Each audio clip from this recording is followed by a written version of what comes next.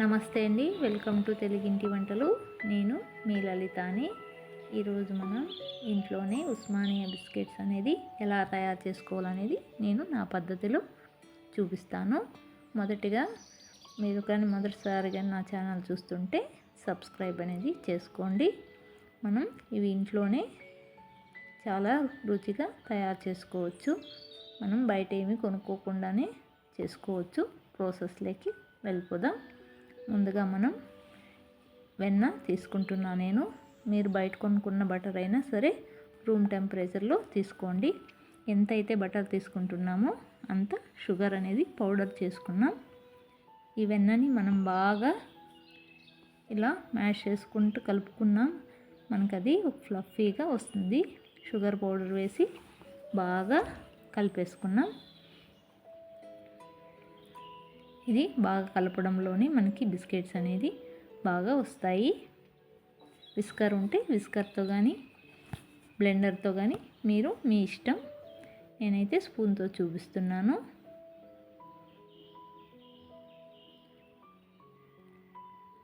అదేవిధంగా సాల్ట్ అనేది వేసుకున్నాం. సాల్ట్ ఎందుకు వేసుకుంటానంటే నేను నార్మల్గా వెన్న తీసుకుంటున్నాను కాబట్టి. ఇది కొద్దిగా ఉస్మానియా బిస్కెట్స్ అంటే సాల్ట్ కూడా కొంచెం మనకి టేస్ట్ అనేది తెలుస్తూ ఉంటుంది.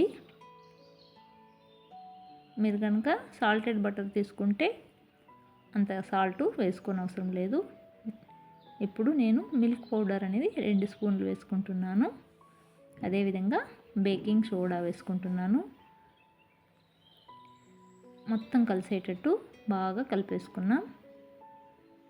ఇప్పుడు మైదా మనం 3 ఒకటే క్వాంటిటీలో తీసుకున్నామంటే మనకి కరెక్ట్గా సరిపోతుంది. బటర్ ఎంత తీసుకుంటున్నామో అంతే షుగర్ పౌడరు, అదేవిధంగా మైదా. మనకు ఏమి వేయని అవసరం లేదు, సరిపోయింది. ఒకవేళ మీకు గట్టిగా అనిపిస్తే ఇంకొద్దిగా నెయ్యి ఉన్న బటర్ ఉన్న కలుపుకోండి. ఇలా మందంపాటి ఇలా వెడల్పుగా మనం ఇలా ప్రెస్ చేసుకోవచ్చు, లేదంటే చపాతీ కర్రతో అయినా అలా చేసుకోవచ్చు. ఇప్పుడు మన దగ్గర క్యాప్స్ కానీ ఏదైనా షేప్ ఉన్నా సరే, నా దగ్గర చిన్న గ్లాస్ ఉంది. ఇలా చూడండి, ప్రెస్ చేస్తే ఇలా షేప్ అనేది వచ్చేస్తుంది. ఈ మందం ఉండాలి, పలుచగా చేయొద్దు, మాడిపోతాయి. బిస్కెట్స్ అనేది పర్ఫెక్ట్గా రావు. ఇలా మొత్తం చేసేసుకున్న తర్వాత వీటి నుంచి మనం కుక్కర్లో తయారు చేసుకుంటున్నాం కాబట్టి మనం సాల్ట్ అనేది అడుగులో వేసుకుంటున్నాను. ఎందుకంటే మరి కుక్కర్ అనేది పాడవకుండా పాత కుక్కర్లు ఉన్నా కూడా పెట్టేసుకోండి. ఇలా దాంతో ఒక ప్లేట్ పెట్టేసి లో ఫ్లేమ్లో హీట్ చేసుకున్నాం. ఇప్పుడు మనం తయారు చేసుకున్న బిస్కెట్స్ మొత్తం ఇందులో పెట్టేసుకున్నాం.